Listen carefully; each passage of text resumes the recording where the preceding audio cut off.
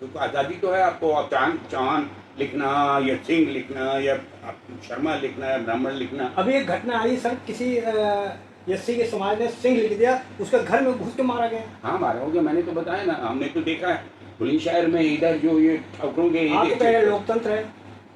अब देखिए, अब सब तरह के लोग तो हर जगह मिलेंगे आपको हर जगह मिलेंगे।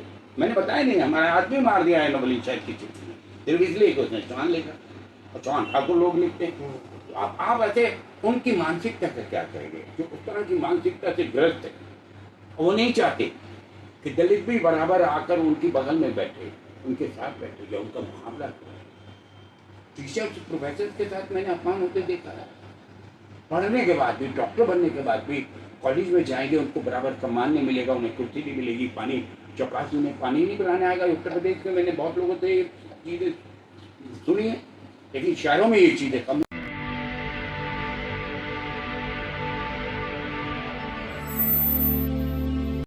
जय भीम, मैं मेवालाल और आप देख रहे हैं बहुजन समय।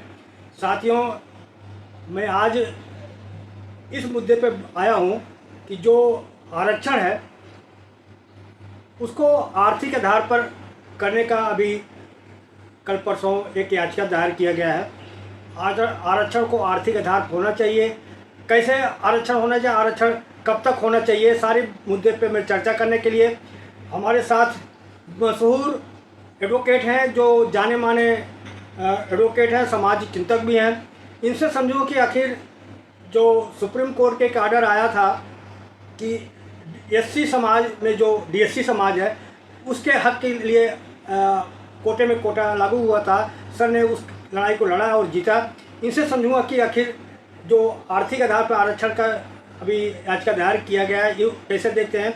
इसी समझता हूँ सारी बातें, जो समाज में वैमनस्यता है उसको एक मंच पर लोगों को कैसे इकट्ठा किया जाए और भागीदारी और सबको हक अधिकार कैसे मिले।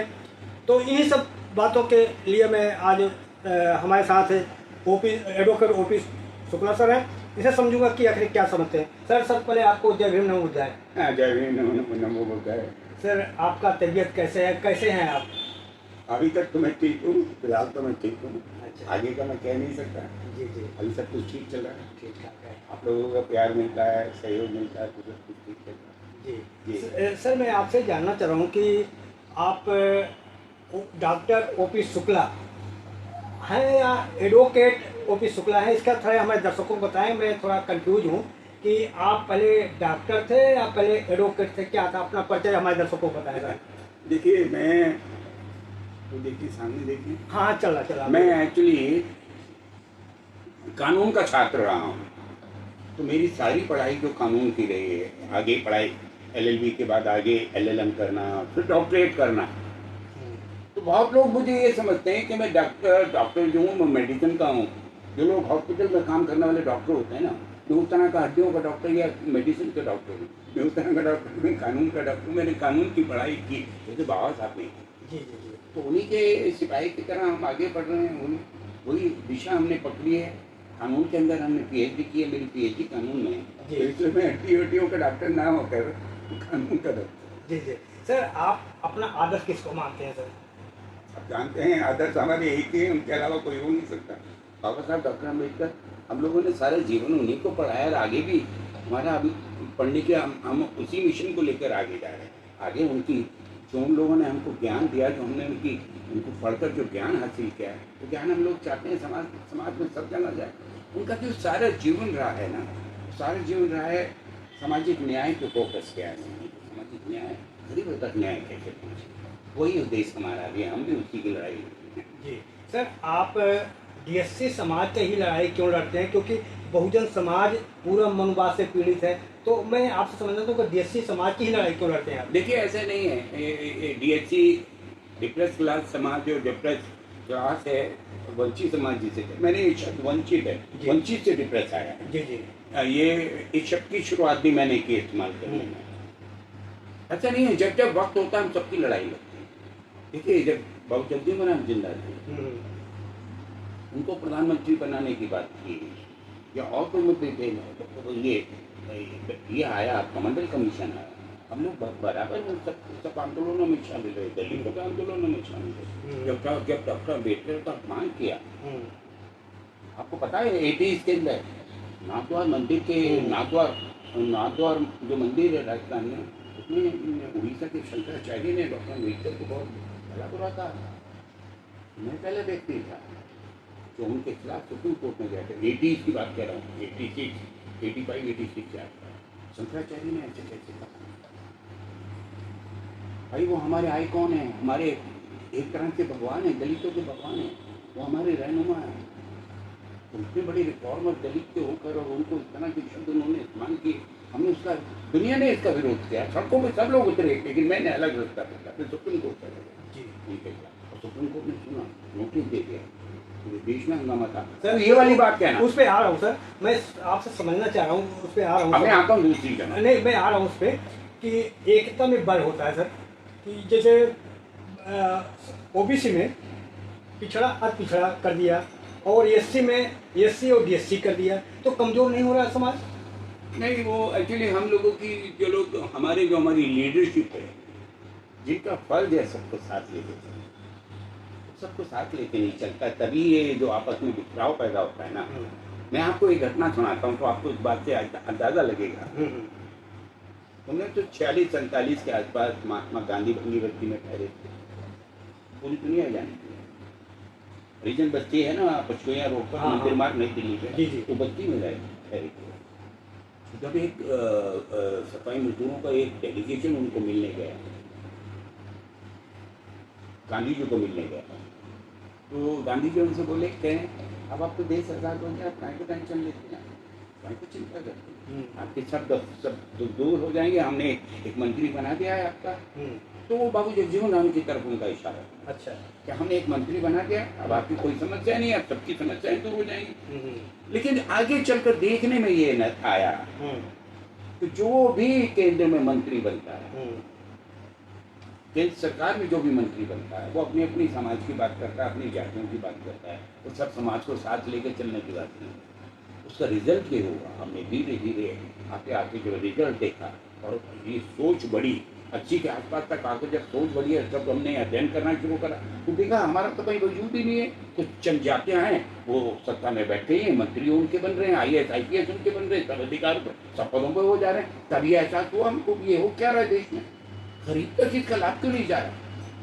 इस बात का जब एहसास हुआ तो हमारी आंखें खुली, हमने उसको और अच्छे से समझना शुरू कर। दुनिया भर की रिपोर्ट इकट्ठी करी मैंने, हिंदुस्तान में कहा दीजिए जिस जगह पर इस तरह का अध्ययन हुआ, रिपोर्टें आई हैं, आप कैमरा में देखिए, जिस तरह जहाँ भी इस तरह की स्टडी हुई है, रिपोर्ट आई है, तो सब रिपोर्टें पढ़नी शुरू कर। तो रिपोर्ट पढ़ने के बाद और क्लियर हो गया कि ये आरक्षण का लाभ जो गरीबों तक जाना चाहता है वो जा ही नहीं रहा।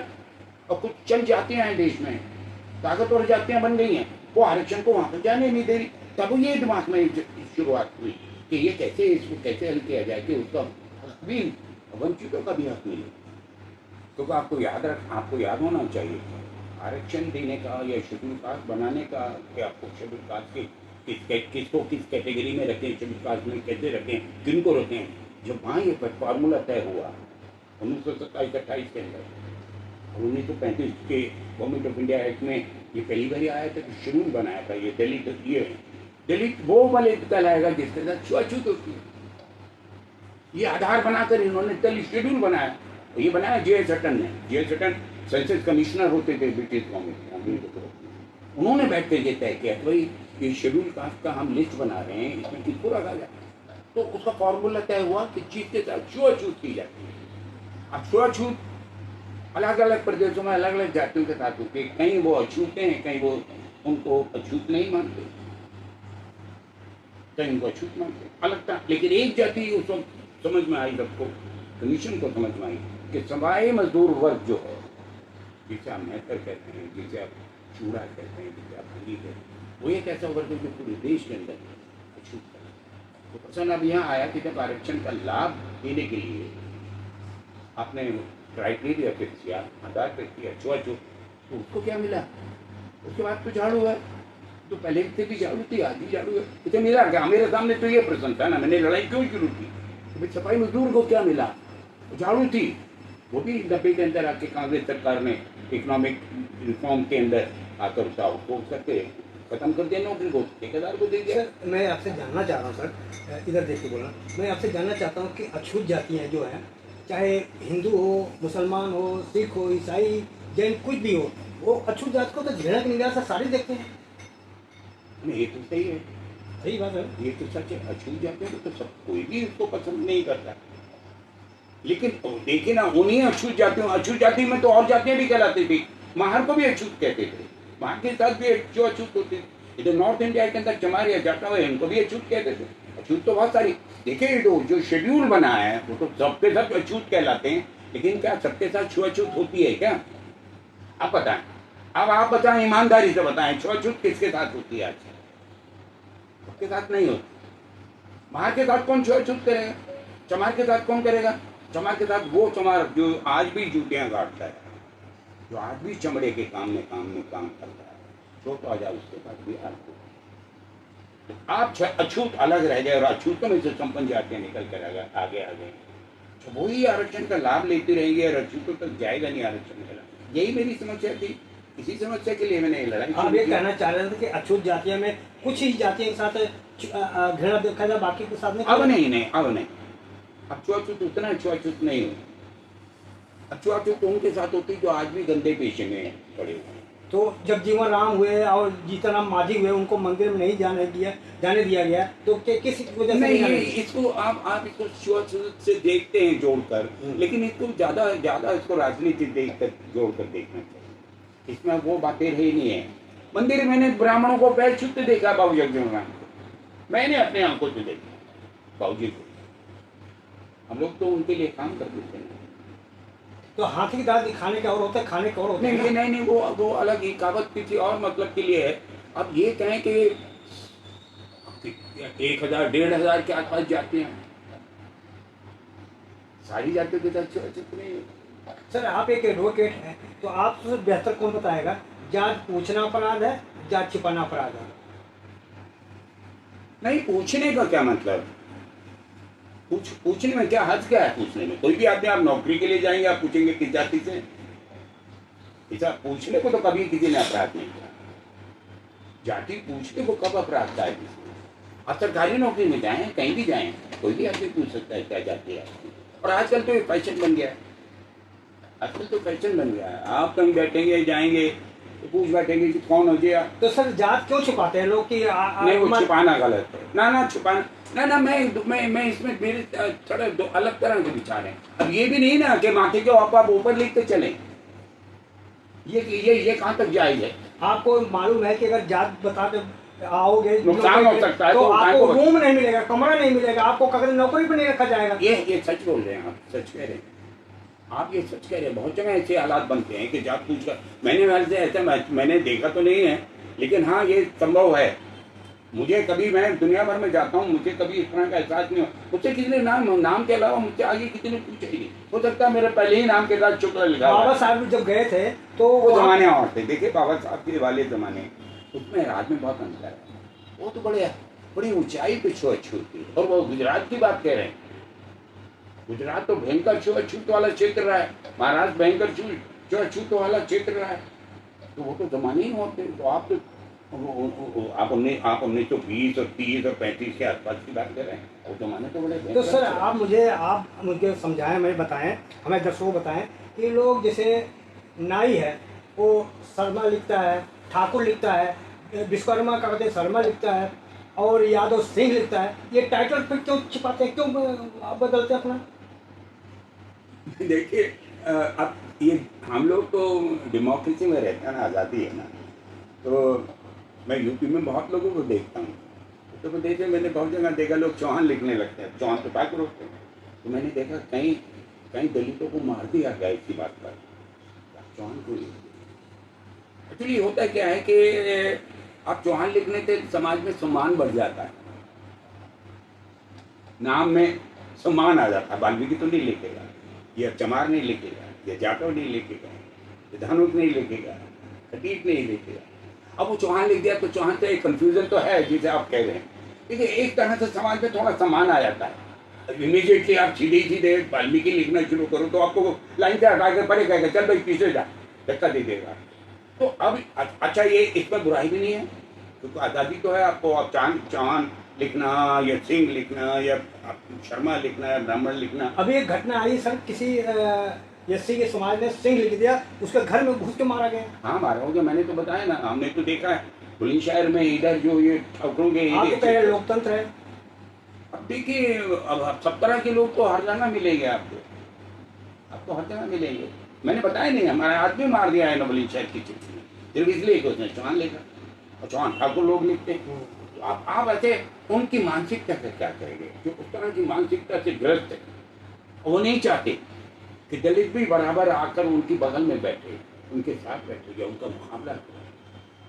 टीचर्स प्रोफेसर के साथ मैंने अपमान होते देखा है।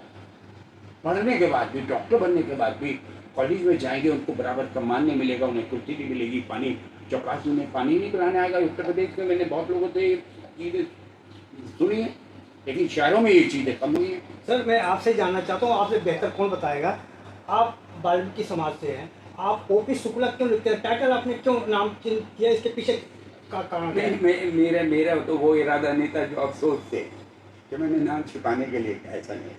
मैं हूँ एक्चुअली आर्य समाज का पढ़ा लिखा, तो 50 के दशक से मैंने दाखिला लिया था, वो तो मैंने अंदाज़ा लगाया। और आर्य समाज जो सबसे ज़्यादा जिसने काम किया छुआछूत खत्म करने में स्कूल में, तो मेरे यहाँ नाम तो उन्होंने मुझे दिया। ये मैं तो वाल्मीकि लिखता था, पहले तो मैंने वाल्मीकि लिखना शुरू किया, तो मेरा ख्याल चौथी क्लास में आ गया होना। तो आर्य मेरे हमारे गुरु जी होते थे, उन्होंने कहा नहीं ये नहीं चलेगा। तो मेरा जो अपना गोत्र है चांडाल गोत्र मेरा, चांडाल लिखा। तो वो हमारे जो गुरु जी थे वो कहने लगे नहीं ये भी नहीं चलेगा। उन्होंने कहा ये भी नहीं चलेगा, तो हम आपको नाम अपना देंगे। उन्होंने हमें मुझे अपना, अच्छा मुझे समझ ही इसका अर्थ क्या, मैं क्या जानूँ, तो मैंने मुझे छोटा आदमी बच्चा, चौथी 5वीं क्लास का बच्चा हो, 5वीं 6वीं क्लास के बच्चों को क्या इतना क्या मतलब, इन सब ये जो सरनेम लिखते हैं, जो टाइटल लिखते हैं, इसका मतलब क्या होता है, हमें तो इसका ज्ञान नहीं। लेकिन वो तो मैं तो उनका बहुत ऋणी हूँ इस तरह कार्य में। उन्होंने जितना भी छुआछूत को मैंने अपनी आंखों से देखा है, व्यवहार उनका देखा है, उन्होंने किस तरह से छुआछूत खत्म करने के लिए काम किया। हम लोग, मैं तो विशेष कर सर आपको इसीलिए मैं आपको चुना हूँ कि आप हमारे दर्शकों को अच्छी तरह से गहराई से जो रिसर्च करते हैं, खोज करते हैं, हमारे दर्शकों को बताएं कि जैसे आप बता रहे हो कि कुछ नहीं होता, अब तो बदल गया सब कुछ। लेकिन अभी हाल ताज में इटावा में एक घटना है कि किसी यादव ने जो कथावाचक वहाँ पर गया सुनाना, तो पंडितों ने कहा कि हमारे एरिया में यादव कैसे कथावाचक होता है, ये तो ब्राह्मणों का काम है। ब्राह्मण का कहना है कि हमारे शास्त्रों में लिखा है कि ब्राह्मण जो होता है पृथ्वी का देवता होता है, उसका सब अधिकार है करने के लिए। इसको आप कैसे देखते हैं? नहीं, ये जो अच्छी मानसिकता नहीं है, इसी को तो मनुवादी मानसिकता बोलते हैं। अब ये कोई कहते कि शास्त्र पढ़ने का एक सिर्फ ब्राह्मण के पास है, यही उचित बात नहीं है। क्यों नहीं, दलित क्यों नहीं पढ़ सकता है ना, बड़े विद्वान लोग हैं ना, दलित लोग भी तो पढ़ते हैं। तो आप ये कोई आदमी इस बात के ऊपर ये कह के, ये देखिए वही है प्रॉब्लम सारी, कि मनुवाद जो है, मनुवाद यही तो बताता है कि आप अपने अपने दायरे में रहें। ये शास्त्रों का पाठ पढ़ना, पढ़ाना, व्याख्यान करना, मंदिरों में पूजा पाठ करना ब्राह्मणों का काम, ये मनु भी कहते हैं। और क्षत्रियों का क्या काम है, वैश्यों का क्या काम है, दलितों का क्या काम है, सेवा करने का काम है। ये वो मानसिकता है। अब यादव को कहते हैं कि शास्त्र नहीं पढ़ सकते, मंदिर में पूजा नहीं कर सकते, किसने कर, कहाँ लिखा है?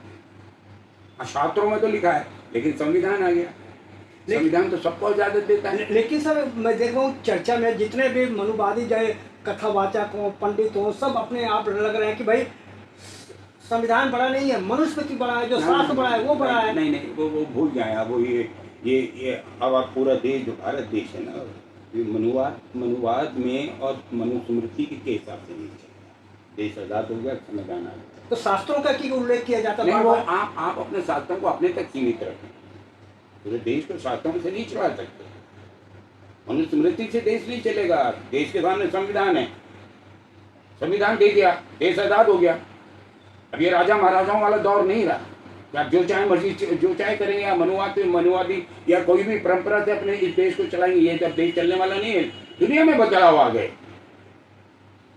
दुनिया में बदलाव आए। साउथ अफ्रीका में देखिए ना, ब्लैक्स को निग्रोज के साथ किस तरह का व्यवहार होता है, जानवरों की तरह तो उनको ट्रीट किया जाएगा। आज राष्ट्रपति बना है अमेरिका के अंदर बराक ओबामा, आपके सामने ये इतने बड़े परिवर्तन हुए, कैसे परिवर्तन हुए, दुनिया कहाँ निकल रही है।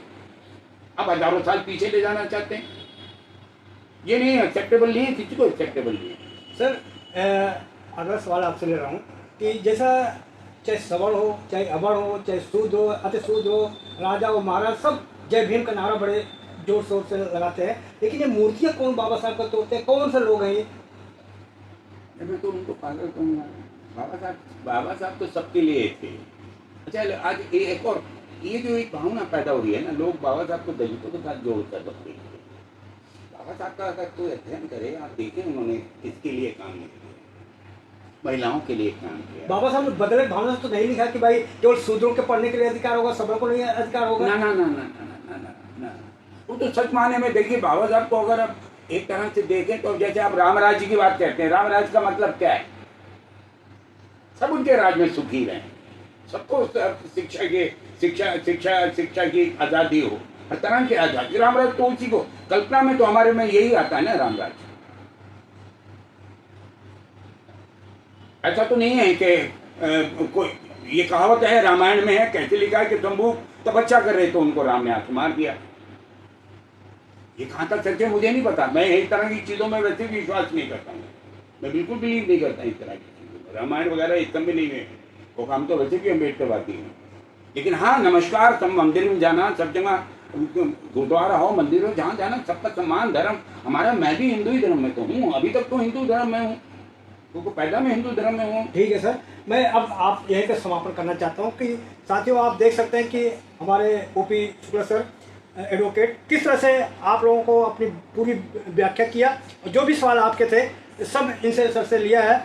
आप हमारी बातचीत कैसा लगा प्रतिक्रिया में जरूर बताएं, और कहाँ से देख रहे हैं लिखें, और हमारा सबसे जो काम करने का फल है, आप लोग हमारे चैनल को सब्सक्राइब करें, लाइक करें, कमेंट करें। धन्यवाद। मैं मेवालाल, बहुजन समय, दिल्ली।